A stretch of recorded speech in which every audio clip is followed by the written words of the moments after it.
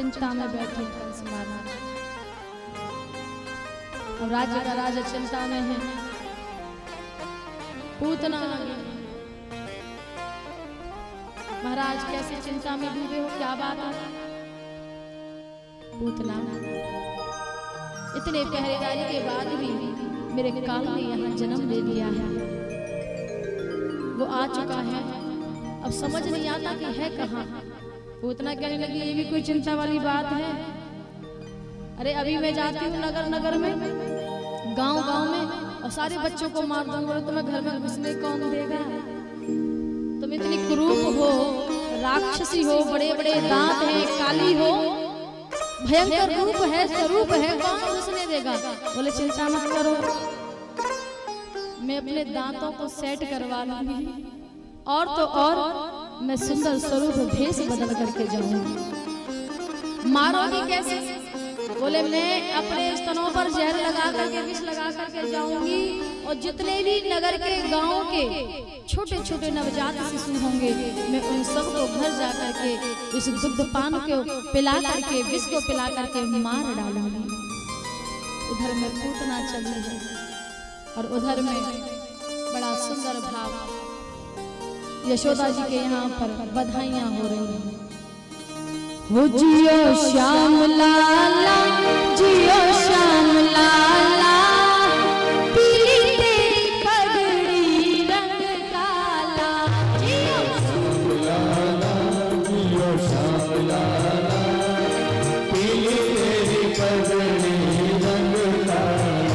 जियो श्याम लाला, जियो श्याम लाला, पीली तेरी पगड़ी रंग काला। जियो श्याम लाला, जियो श्याम लाला, पीली तेरी पगड़ी रंग काला। आप सभी भी आशीर्वाद दीजिएगा। हरि बोल।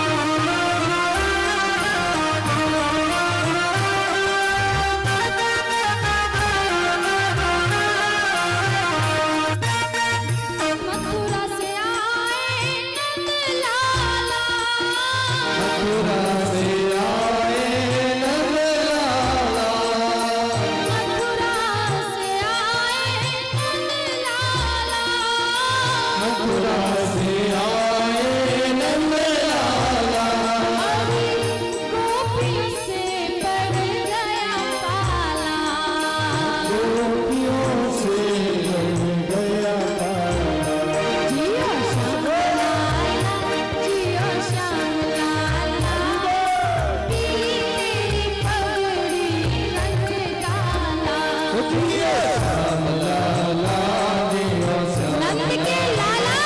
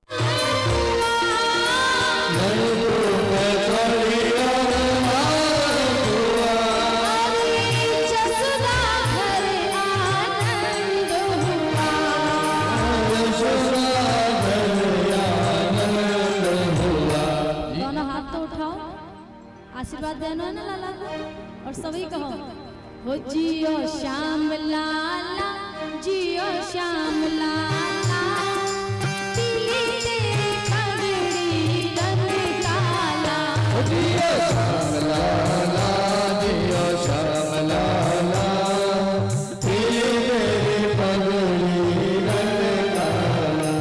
इतने में पूतना आई भेष बदल करके आई। अब इतने आ रहे हैं जा रहे हैं तो किसी ने ध्यान नहीं दिया। पूतना के अंदर पा करके अंदर घुस गई प्रवेश कर गई। समस्त सखियां पालने के पास खड़ी हैं, लाला को झुला रही हैं और कह रही हैं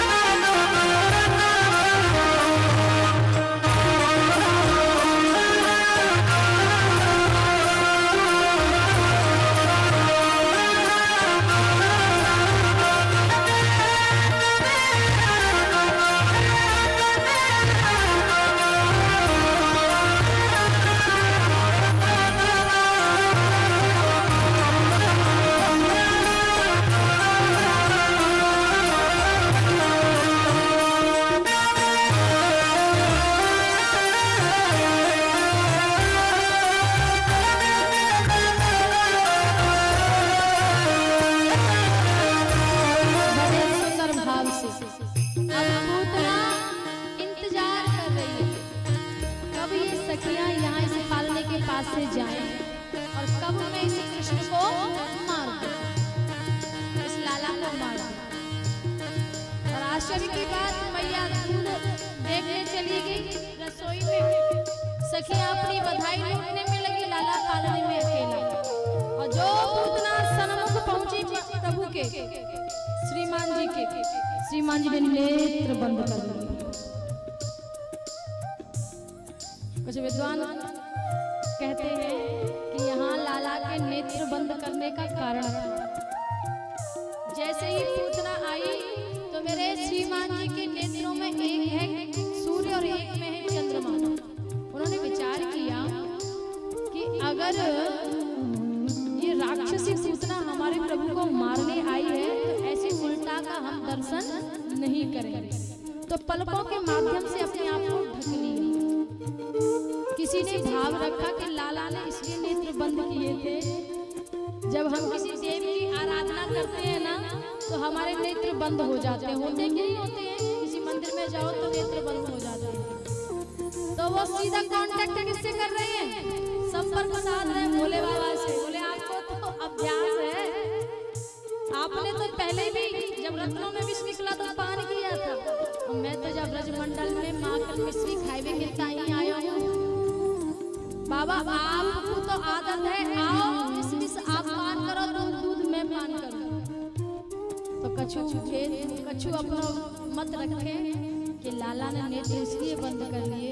बोले ये पूतना भले ही मुझे मारने आई है, लेकिन इसकी मारने की पद्धति क्या है?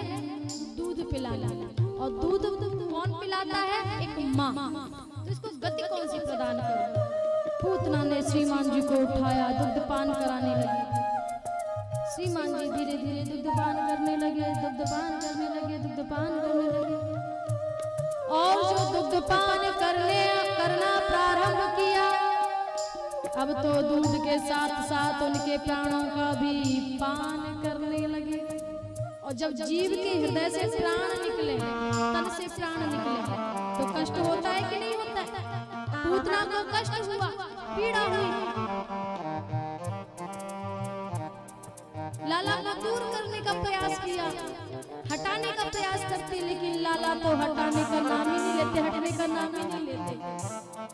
पूरा दम लगा दिया, छोड़ रहे, अरे लाला छोड़ दो, लाला देख दो हमारे लगती है, छोड़ना छोड़ना।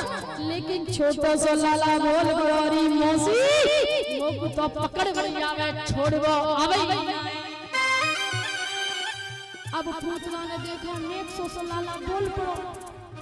बोले महाराज डर गई, भयभीत हो गई, आकाश में उड़ी चली गई और आकाश में छुड़ाने का प्रयास कर रही है। मेरे प्रभु ने पूतना को खूब आकाश मंडल में नचाया। जब नचाते नचाते आज पूतना को देखा कि अब ये भयभीत हो ही चुकी है, मेरे गोविंद ने एक ऐसा प्रहार किया कि एक ही मेरे श्रीमान जी की मुष्टिका से वो पूतना धराशायी हो गई। आकाश से जब नीचे आई तो गोविंदा नमो